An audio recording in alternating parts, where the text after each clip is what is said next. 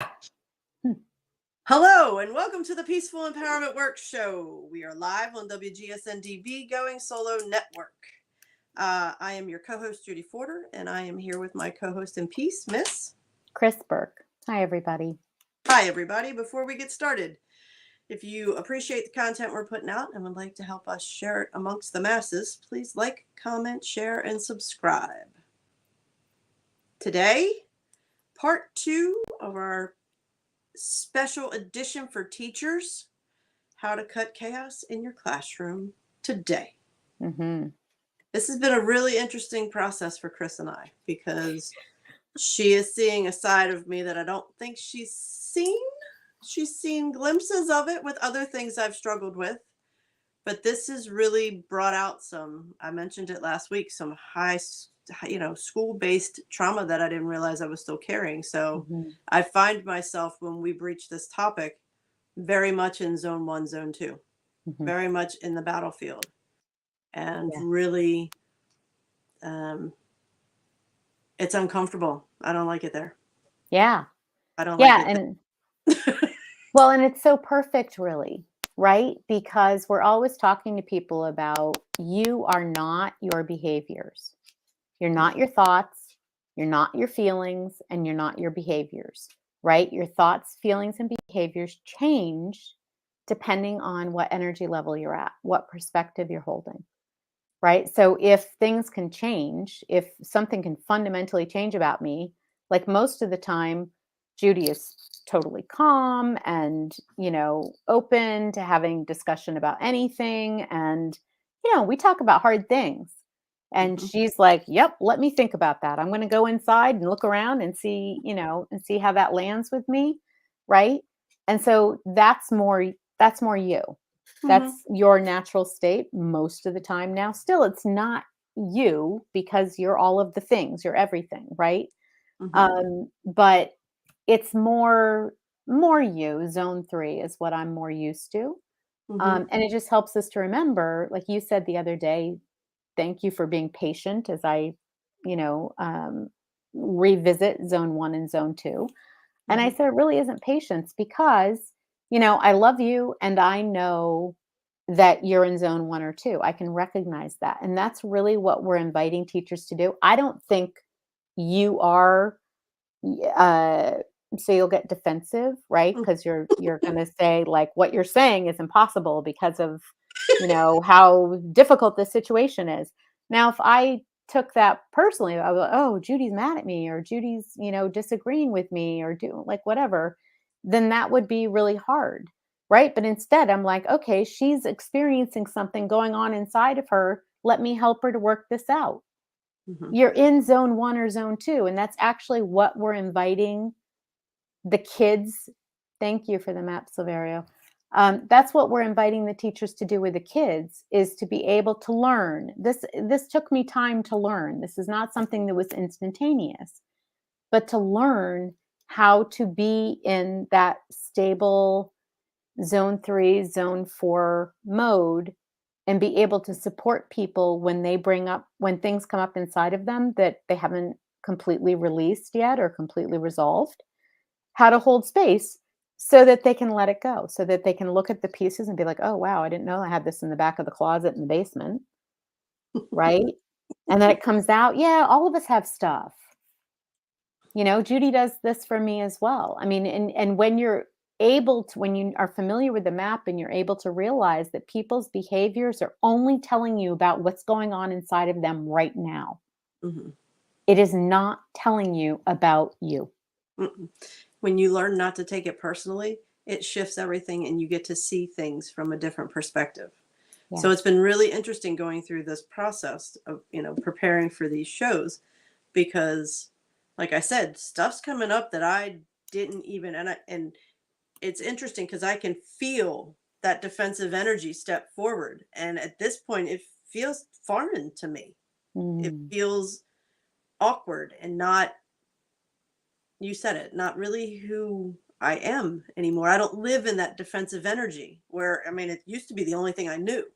Yeah. It's how I survived, from a young age up. But now when that energy steps forward, it's like I'm watching it from somewhere else, an observation deck or something, and it's like, whoa, what are you Yeah. doing? What is going on? And then they're Yeah. like, ah, okay, I see. Because teachers, we see you, we hear you. My sister's still teaching. My closest friends are teaching, so I hear what's going on in the classrooms. It's not just what you see or hear on TV or social media. I hear it from them directly. So it's very interesting that when we breach this topic, that defensiveness comes up because I think of them and I think of the struggles that they've had. And, you know, the people that I know got into teaching because they love kids. Yeah. They want to help kids and they feel like their hands have been tied. Right. So they function in zone 1 and zone 2. Hmm.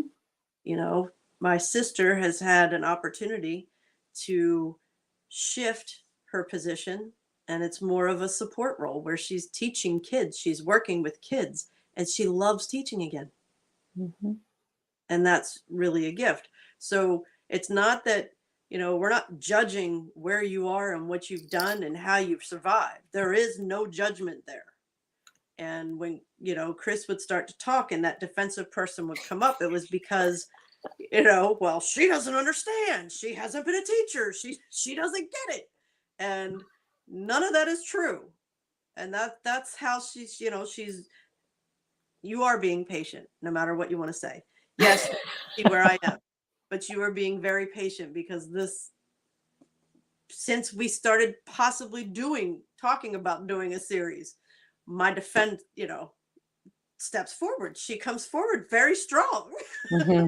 She does. She's a badass. Not only am I defensive, my protector steps forward too. So Yeah. Yeah. It's interesting.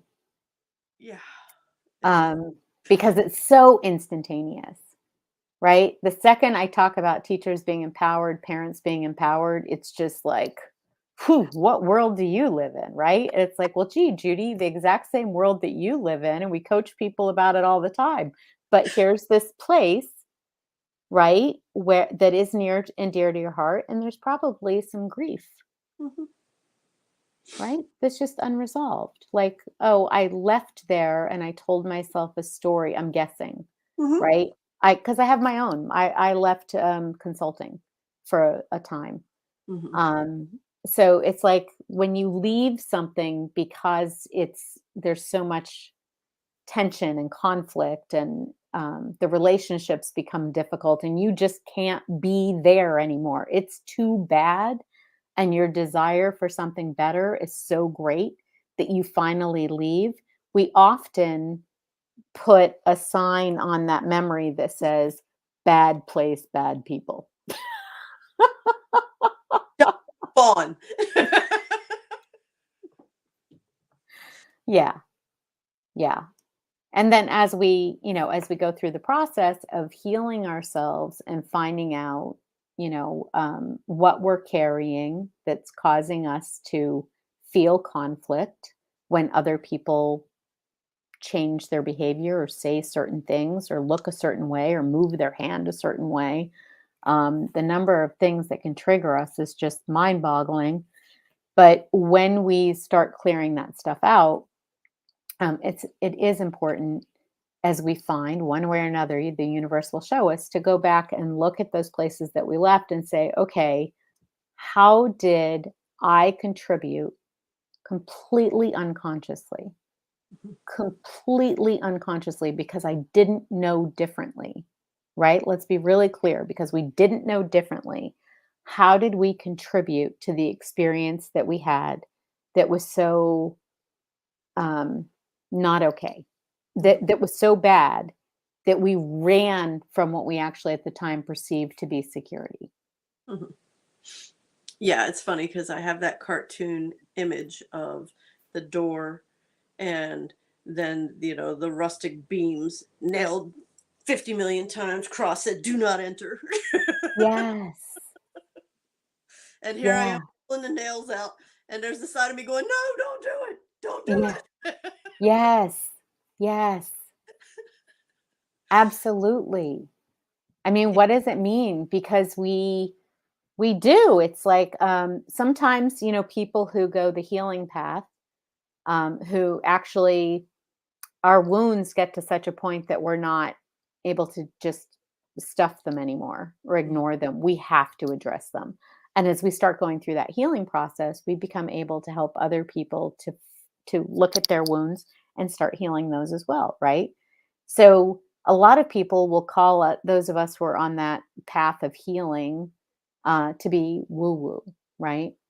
And we're used to kind of like mainstream um, dismissing, the work that we do. So we have this kind of fine. We'll just go over here. If you don't appreciate what we're doing and what we bring to the table, we'll just go over here. Um, and we'll create our own little world. What's interesting though is as we've gone through that process, we're like, wow, we can really see how what we've learned, with the math and with creating a safe place within yourself and getting your head and your heart in agreement and setting an intention and acting from that intention. Like it's really life changing. It changes how your relationships are. It changes how you see and think and treat yourself. Right. So if you take that into an environment like a classroom or the family, breakfast table or, dinner table, if you take it into those environments, my God, you could end up with people not needing to come to us at 50 years old because they've been working so hard and struggling so hard and they just keep getting more tired and more depressed and more anxious and more sick.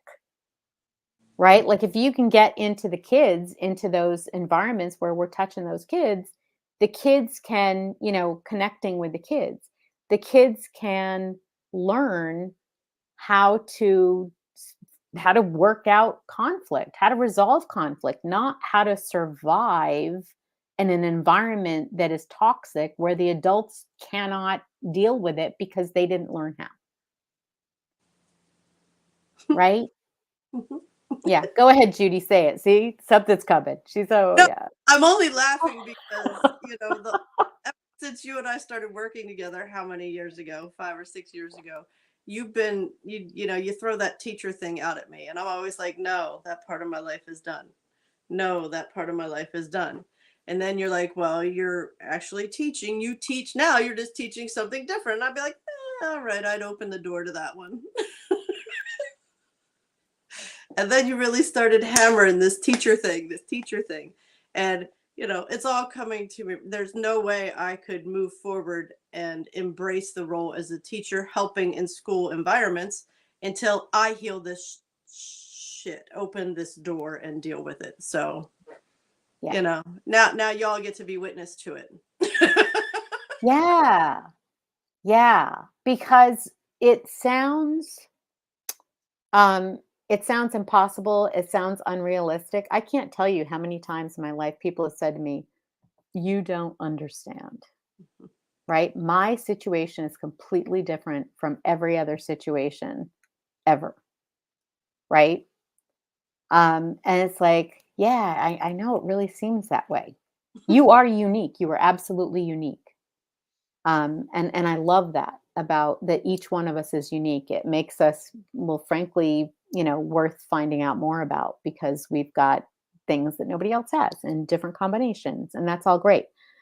But the basic patterns that determine whether we feel like we're trying to survive or compete in a battleground, or we feel safe in our own skin and we know that the best thing we can always do is to do what we know is right in that situation, that's up to us. Those patterns are pretty consistent for all of us. There are certain thoughts and feelings and behaviors that will give you a battleground experience. There are certain situations that could trigger a battleground experience in us because we grew up in similar schools, watching similar television programs, right? Listening to our parents come home from similar work environments. So those patterns tend to be very consistent, surprisingly consistent. The things that we're struggling with tend to be social struggles. Yes. And one of the things we were talking about is when we can recognize what zone the kid is in, we can better understand how to respond. But in order for us to do that, we have to know what zone we're in. We need Right. to be in zone 3 in order to recognize when somebody else is in zone 1 or zone 2 in the Mhm. battlefield. Yeah. We can't be in the muck and be like, oh, they're in the muck. What can I do to support?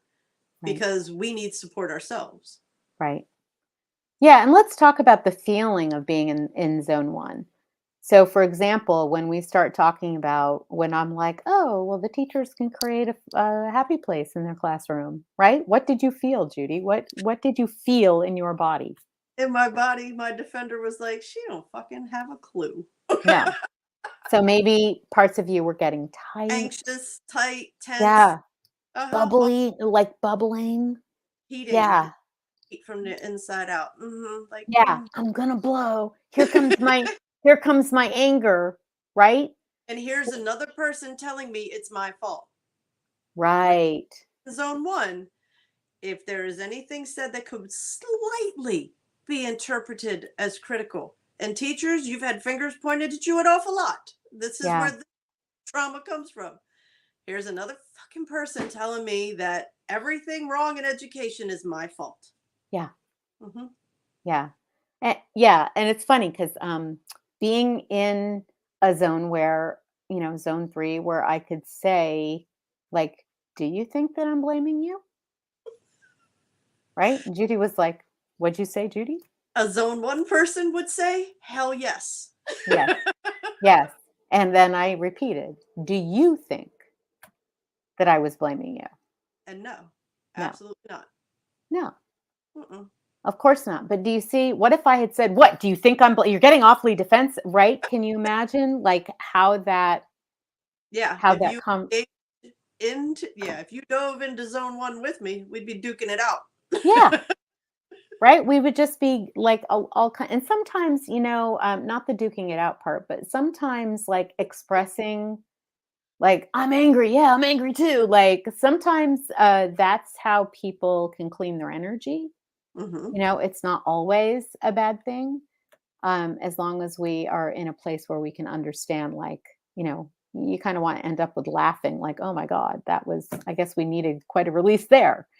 Um, But we don't wanna be convinced. What happens when we go into zone 1 or zone 2 is that we get mean, frankly. We get aggressive, we feel attacked, we feel vulnerable, and we just wanna stop the other person, and so we start to get mean, and we say and do things that we would never say and do under, ordinary circumstances, and so when we feel that coming up, we really wanna own it as quickly as we can and say, "Wow, I'm not in a good state to be saying things to people right now." hmm Right? Yeah. And it doesn't mean that you don't acknowledge what you're feeling. You Mm-mm. just don't take it out on other people. Yeah. You Yeah. acknowledge the fact that I'm not in a good place right now for us to talk about this. Let me step away and regroup. Yeah. And it Yeah. was interesting because they're bringing up. I used, and this doesn't have anything to do with school, but my daughter and I used to, because she's just like me, my Mhm. defender. You have felt that person. You have felt, you know, that defiance urge surge forward in me. Well, my daughter's is just as powerful. Mhm. So when she was little, we would go at it. Mhm. And it's insane to scream at your kid, but I was a screamer. Mhm. And there was a friend of mine that was like, we learned from a therapist, her daughter and her, to throw the timeout. And whenever my daughter felt that, we're not getting anywhere with this or we're screaming, and she was probably 8 when we started this, Mhm. 7 or 8, she would time out. And I had to respect that. We Yeah. went our separate ways. We Yeah. regrouped and we agreed that we would come back and talk. And I could throw a timeout at any time. She had to respect that too. Yeah. And that laid the groundwork for for me, taking responsibility for how I was feeling and what I needed. And the same for her. Yes. Yeah, So life changing. we're not saying don't feel the feeling, stuff it down. We're saying honor yourself and the person you're engaging with enough to, this is how I'm feeling. I need some space. I need to think about this and just own it. Yeah. 100% of us desire connection. That's really what we want. We want to feel safe. We want connection. We want to be able to be honest with one another. We want kindness and respect. That's universal. I realize it doesn't look like it a lot of the time because people have been beaten up, and they've learned to be defensive. And defensiveness often looks like aggressiveness. So I understand this may not be your experience right now. However, under the surface, that's what people want. One of my first clients was a lovely woman in New York City whose 19-year-old daughter was living with her. And their relationship had become so bad that she had almost called the police the night before. She was afraid of her daughter. And so she asked me if I would meet with her. And I said, sure. I had no idea what to expect. She was my first, person. I just wanted to talk to her about how she had choices. She could feel okay. She could create peace for herself if that was what she wanted, and I could help her to do that. It wasn't just good luck to you, but I would support her in doing that. And it was really interesting because she opened up to me. I mean, just it was this beautiful thing where she just opened up and said, I don't know what gets into me. Right? And so we ended up talking it through. And yes, she wanted peace. And so I started talking about what she could do, really tangible things. Like when you start to feel like your mom is criticizing you or attacking you, instead of getting reactive and whoosh all over her, you can just say, Mom, that feels threatening right now. I need to go regroup. That simple thing, right? Just tell the truth. Don't attack with it. Don't hit somebody with a truth stick Mhm. because you call it whatever you want. I'm just telling the truth. No, you're being aggressive, Mhm. right? There's a difference between telling the truth as sharing a possibility for understanding, mutual understanding, and wanting someone to hurt, Mhm. wanting someone to back down. As soon as she learned that, it was amazing. I mean, it wasn't instantaneous, but their relationship never scared the mom again, right? And the daughter kept working, actually, in the program. We had a weekly call, and she was part of the group. We did that for like 2 years. She became one of the most gifted, insightful, compassionate. She's a wonderful person who just felt like it wasn't okay to be who she was, and she didn't know how to be what they wanted her to be, Yeah. right? Mhm. So I mention that because I think this happens a lot in the classroom. I think a lot of times we think, we can't get through to the kids. The kids are, they're scary, they're loud, what they're doing is they're expressing the fact that they don't feel okay being who they are.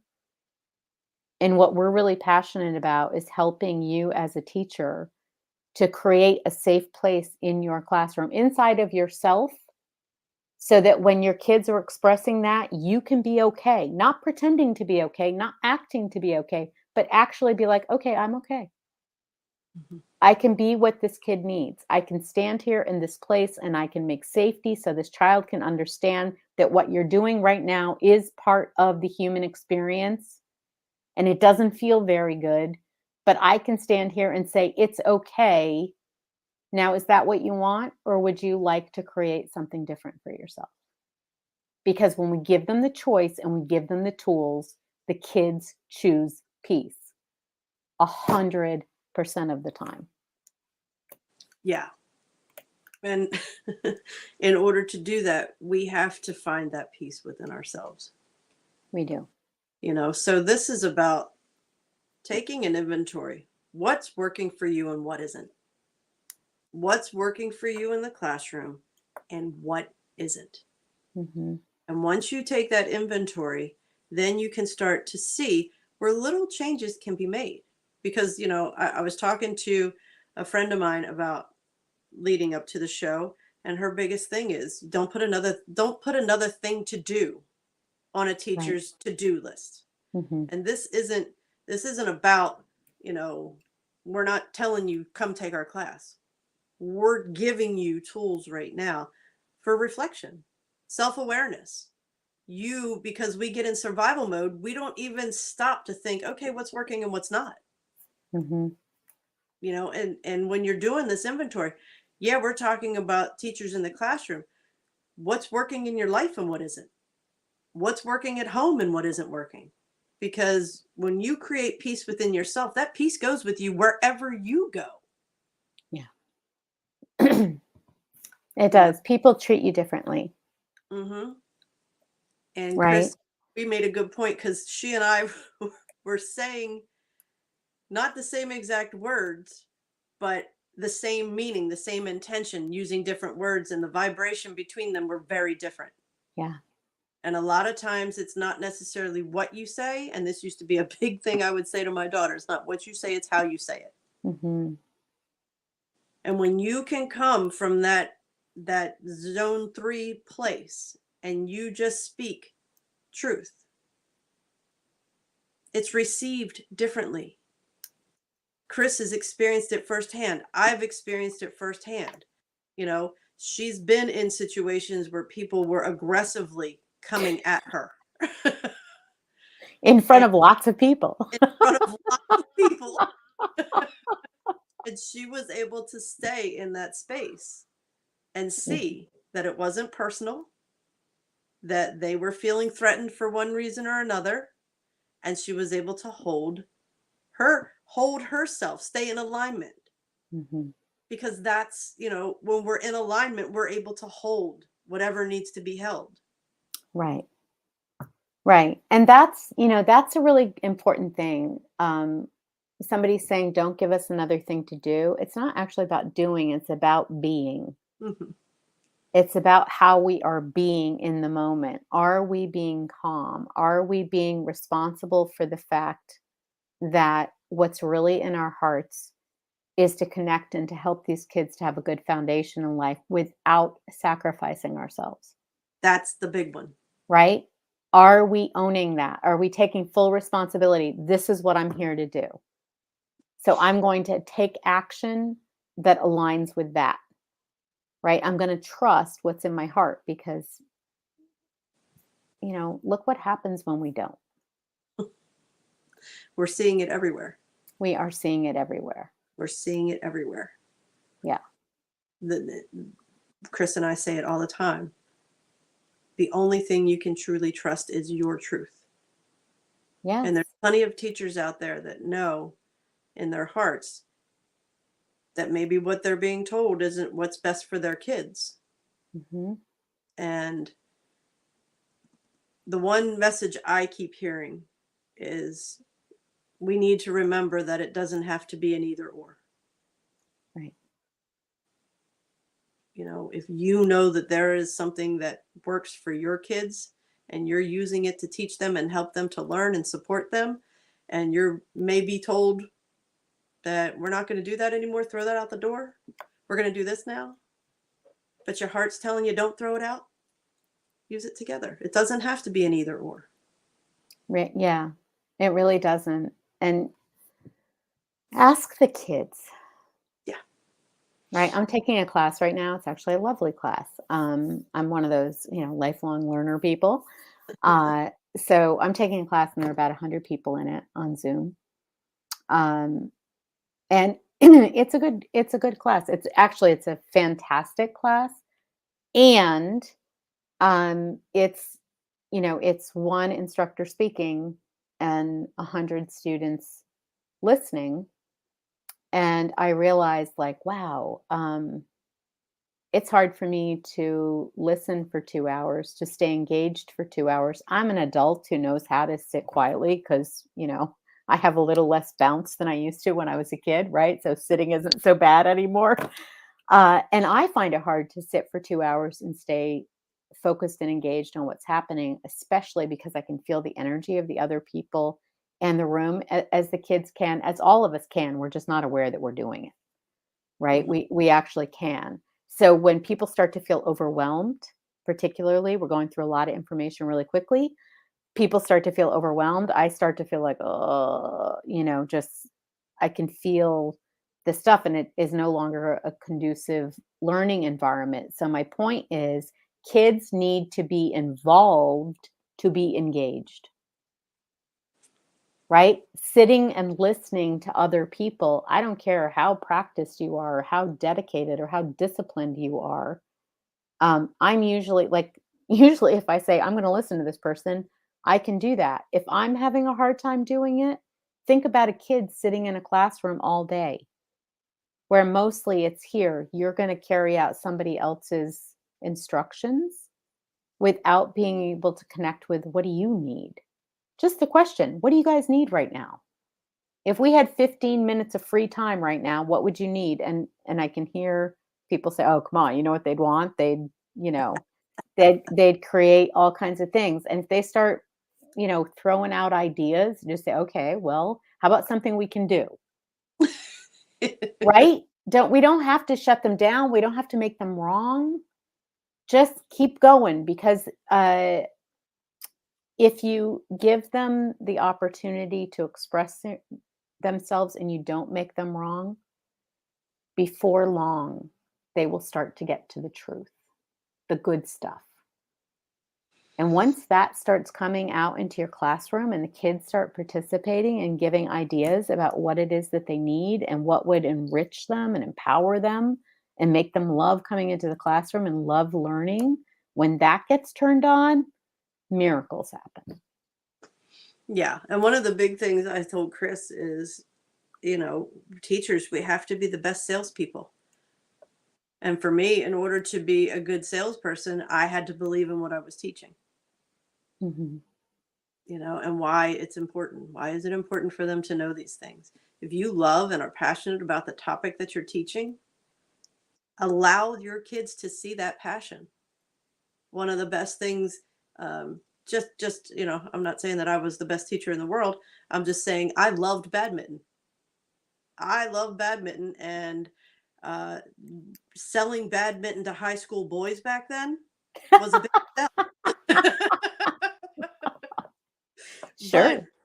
I allowed them to see that I had this goofy love of badminton. And before you know it, it was a yearly event. Right before Mhm. Christmas break, we had the big school-wide badminton tournament. And when it boiled down to the last two doubles teams, we would compete center court and the school would come and watch. Right. Right. But it was because a backyard game, I allowed them to see that I was passionate about how fun it is and how competitive it can be, and people poo poo it and all that. And it sounds, you know, maybe silly to a classroom teacher, but that was that was a big one for me because it was probably the first time that I really threw myself out there and showed my true range of goofiness. I love badminton, actually. I'm known in my family, we have tournaments sometimes 'cause I love it. And yeah. And yeah, really good point about letting your truth show. I know I've had teachers tell me, "Don't let them see you smile before Thanksgiving." Mhm. Right? And that same teacher will say, "All I wanna do is connect with the kids, and I've taken every class on how to connect, and I've tried everything and nothing works." Like, well, how about being approachable and friendly and real? Yeah. Try that, because when we're using techniques, kids know when we're using techniques. Like, let's just be real. And if we're afraid to smile in the classroom, what does that say about how we feel in the classroom? However you feel in the classroom, your kids are feeling that maybe times 2, 5, even 10. Yeah. Yeah. Just like we create the environment in our home, we create the environment in our classroom. Yeah. That's why, we're just stressing. Deal with the traumas that come up, work through your emotions, but when you can find peace within yourself, then you invite everyone around you to feel it too. Yeah. And I do want to say it's absolutely true. And I just want to say, like Judy said, not that we would, suggest taking a class. And I would actually say, yeah, I know, because, well, we don't want to tell you to do something, right? No, don't. But here's the thing, if you actually want change, something's going to have to be different. And the thing that's going to have to be different is the way you see things and the way you feel about things. And I will tell you for sure, without my community, working with Judy and other people in our community over the years, I wouldn't be where I am today. I will tell you that 100% because my family, love my family, love my friends, the people that I already had, my colleagues from work, all of them reflected back to me the patterns that were battleground that I was trying to escape. It's what they lived. And so when I walked in with a little, vulnerable bunny rabbit suit on, they turned into wolves. Like, here, we're gonna, and I would be heartbroken every time. Like, oh my God, I'm trying to be vulnerable. I'm trying to connect. I'm trying to share. Why do you keep being like that? Because they live on the battleground. Mhm, And actually, they made it really clear they like it there, mhm. right? It's good enough for them. They don't necessarily have a desire to move somewhere else. So eventually, I had to learn, oh, okay, well, I don't want to live on the battleground. So I'm going to go over here and live in the oasis. And it doesn't mean I don't interact with people on the battleground. It just means I do it in a way that works for me. Mhm. I don't go in dodging bullets, let me tell you that. And I don't wear my bunny suit. I go in real, I only speak the truth, but I let out just little bits of truth that they can handle, frankly, Mhm. that aren't going to trigger them because I don't want to have conflict in that time that I'm with them. I want to have love. Right? And so my point being that if I were trying to change myself and nothing else in my environment were different, if nobody was helping me to talk it through and to see other possibilities, I wouldn't have been able to do it. I think that's why we started our school.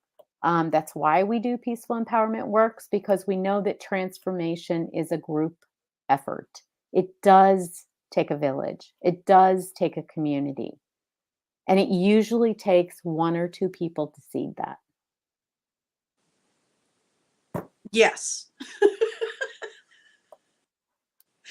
Yes. So it's funny because I feel like at this point we need to say, so if you are interested in taking a course, Masterful U is a Yeah. place for you to start, Yeah. you to be, because that we created that. It's passion. It's something Kris has been working on and cultivating for 15 plus years. Yeah. And I had the honor of jumping in 5 or 6 years ago and helping. And it is changing people's lives. It So, is. if you've watched the show in the past, you know that we don't push. We're not pushy salespeople. I am. I'm pushy. No, I'm totally kidding. No, I just want people to understand, like, I'm taking a class right now because I know somebody just spent the last 12 years learning how to do something that I'm novice at that I need to master. Hmm. So I can spend the next 12 years hoping that I get as good as this person is in what they're doing, or I can take an 8-week class from them and learn what they got out of their 12-year journey. And so what I'm saying is, basically, you can go do the 15-year long haul that I just did. Um, and I think at some point you will do what I did and you will say, wow, I need other people to do this with. It's really hard to do it alone because we can't see our own blind spots, I would right? have excavated all this school based stuff if it hadn't been for Kris. Yeah, we need to create safe space for one another when we get into that place where we're feeling stuff and like, I got a lot of feels going on here and I'm feeling a little dizzy. And what do I do with this? We need somebody else to sit there and say, I got you. Yeah, you're good. You're good. Yeah. It's Yeah. part of the process. It's part of Yeah. the. Yeah. Yes. We're hitting our 40-minute mark, so we need to wrap things up. Our nugget for today. Yeah, I know. There have been many. I want you to take an inventory. Take an inventory of what works and what isn't working for you. Okay, that's it. That's all. We're not asking you to do more than that. Inventory what works, what isn't working, not only in your classroom, but at home. Yeah. And can I just add, and don't try to figure out why. No, you don't need to know why. You don't need to know why. No. Okay. We're not asking you to look to fix anything. And when we start asking for whys, then we feel like we need to fix. We're not Right. asking you to do that. We're just asking you to invest some time in thinking and declaring what is working for you and what isn't working for you. Yeah. And I like the word invite. We talk about this. We're inviting you to do it. And I Hmm. would do the same thing in a classroom. I do the same thing when I do kid events. I invite kids to participate. And if it's not something that they can do right now, that's okay. You be you, Yep. right? If Yes. if we can get a if we can get into that rhythm of helping people to know they're right and they're okay, no matter what's coming up, before long, the stuff that's really hard for everybody goes away. Yeah. They It's don't not. need it anymore. Mm-mm. No. So if you are interested in maybe checking out some Masterful You classes, you can find us at www.masterfulu.com. www.masterfulu.com. Yeah. Okay. And thank you all for joining us and taking this journey with Kris and I as she escorts me through healing some school based trauma that I wasn't aware I was still carrying. That's right. We'll And see you. everybody noticed the difference in Judy's energy from the beginning to the end? See, you do read energy. Very different. Mhm. Well done, Judy. You all have a great week. Thank you, Kris. And we'll see you next week. Bye, everybody. Bye, everybody.